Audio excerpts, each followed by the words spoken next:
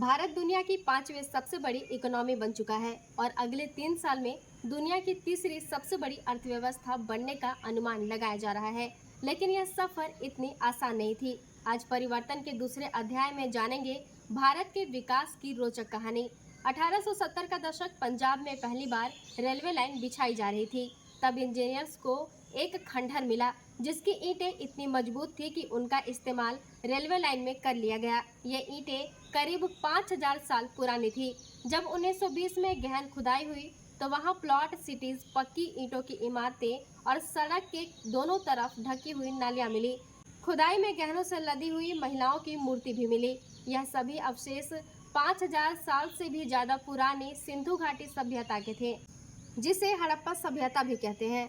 लोथल से मिला बंदरगाह उस समय के बिजनेस एक्टिविटी का सबसे बड़ा सबूत है। इस सभ्यता के लोग टेक्नोलॉजी, साइंस और नाप जोख का अच्छा ज्ञान रखते थे। पहले शताब्दी में कुषाण राजाओं ने पहली बार सोने के सिक्के चलाए। इससे विदेशी व्यापार में आसानी होती थी। वहीं चौथी शताब्दी का गुप्त काल भारत का स्वर्ण काल माना जाता है। वहीं 16वीं से 18वीं सदी में भारत ग्लोबल बिजनेस हब बन चुका था। उस समय भारत का सामान यूरोप में अमीरी की निशानी माना जाता था। अकबर के समय सरकारी खजाने में जमा टैक्स और रेवेन्यू आज के 87,980 करोड़ रुपए के बराबर था, जबकि ब्रिटेन की महारानी एलिजाबेथ की कहानी में सिर्फ 1363 करोड़ रुपए ही जमा होते थे। हार्वर्ड यूनिवर्सिटी के प्रोफेसर स्वेन बेकर्ट अपनी किताब umpire of cotton, a new history of global में लिखते हैं, ढाका का मलमल दुनिया का सबसे महंगा कपड़ा था। ढाका के मलमल से बने कपड़े पहनने का अधिकार सिर्फ फ्रांसीसी राजघरानों का था। आम नागरिकों को ये कपड़ा पहनने पर कड़ी सजा दी जाती थी। मुगल बादशाहों ने सभी देश के बिजनेस सेंटरों को आपस में जोड़ने के लिए सड़कों का जाल बिछाया। वहीं इंडियन मर्चेंट नेवी के रिकॉर्ड से पता चलता है कि अकबर के शासन काल में मर्चेंट नेवी के बेड़े में 40,000 जहाज थे। इतिहासकार असीम दास गुप्ता के मुताबिक 17वीं सदी तक भारतीय समुद्री व्यापार का स्वर्ण युग था। मुगल काल ने भारत आए फ्रेंच यात्री ट्रेवनियर ने शाहजहां के बनवाए मयूर सिंहासन का जिक्र किया। यह सिंहासन इतना शानदार था कि इसकी कीमत दुनिया का 8वां अजूबा कहे जाने वाले ताजमहल से भी ज्यादा थी। 1665 में इसकी कीमत करीब 10 करोड़ 70 लाख रुपए बताई गई।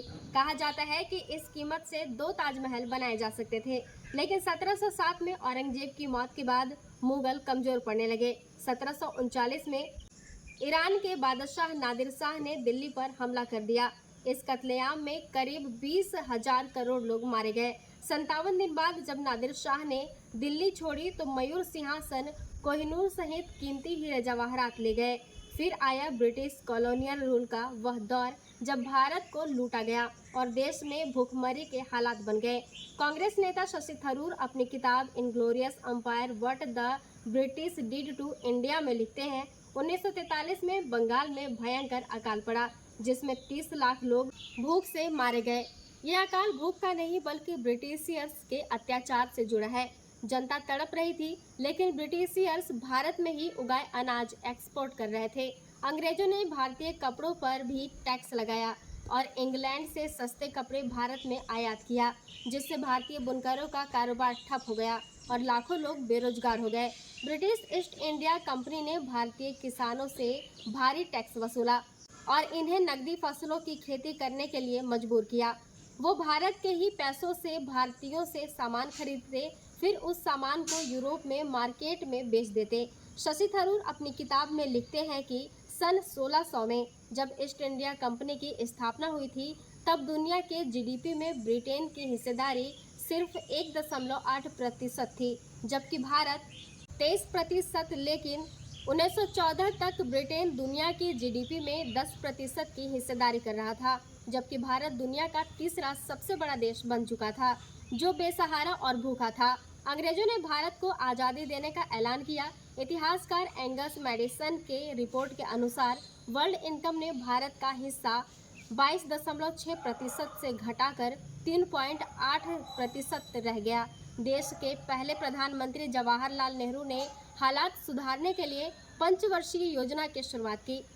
1991 की पहली पंचवर्षीय योजना का फोकस खेती और किसानी पर था, जिससे अनाज की जरूरत पूरी की जा सके और भारत में ग्रोथ रेट के नए टारगेट 2.1% से ज़्यादा 3.6% हासिल किया। प्रधानमंत्री लाल बहादुर शास्त्री हरित क्रांति लाई, तो वहीं इंदिरा गांधी ने निजी बैंकों का नेशनलाइजेशन किया, लेकिन बीच में स्थिर सरकारों का दौर आया। इसका असर इकोनॉमी पर भी पड़ा। 1991 में भारत की अर्थव्यवस्था ने यू टर्न लिया। पीवी नरसिम्हा राव को भारतीय आर्थिक सुधार का जनक कहा जाता है, लेकिन सही मायने में डॉक्टर मनमोहन सिंह ने भारत को दिवालिया होने से बचाया। भारत में सोना गिरवी रखकर इंग्लैंड और जापान से कर्ज लिया ताकि अर्थव्यवस्था पटरी पर आ सके। ग्लोबलाइजेशन की वजह से भारत का बाजार पूरी दुनिया के लिए खुल गया और कई सेक्टर में 100% तक विदेशी निवेश को मंजूरी मिली। भारत की ग्रोथ रेट 3-4% से बढ़कर 6 से 8% तक पहुंच गए। 2004 में मनमोहन सिंह प्रधानमंत्री बने और जीडीपी ग्रोथ रेट 8 से 9% तक पहुंच गई। उनकी सरकार ने पब्लिक सेक्टर कंपनियों के सीधे प्राइवेटाइजेशन की बजाय आईपीओ के जरिए 5 से 20% की हिस्सेदारी डायल्यूट कर दी। 10 साल पहले भारत दुनिया की 10वीं सबसे बड़ी इकोनॉमी था। तब देश की जीडीपी 1.9 ट्रिलियन डॉलर थी। साल 2022 में इंग्लैंड को पछाड़कर भारत दुनिया की तीसरी सबसे बड़ी इकोनॉमी बनी। अभी देश की जीडीपी करीब 3.9 ट्रिलियन डॉलर है। 2024 में इंडियन शेयर मार्केट में 5 ट्रिलियन डॉलर का मार्केट कैप पार किया। इससे ये दुनिया का 5वां सबसे बड़ा शेयर बाजार बन गया। वित्त मंत्रालय के अनुसार देश की जीडीपी अगले 3 सालों में 5 ट्रिलियन डॉलर और 2030 तक 7 ट्रिलियन डॉलर हो जाएगी। भारत अमेरिका और चीन के बाद दुनिया की तीसरी सबसे बड़ी इकोनॉमी बन सकता है, लेकिन पर कैपिटा इनकम यानी प्रति व्यक्ति आय के मामले में भारत अभी भी 136वें नंबर पर है। आज परिवर्तन के अध्याय में बस इतना ही। इसी तरह की जानकारी के लिए देखते रहिए हमारा चैनल परिवर्तन।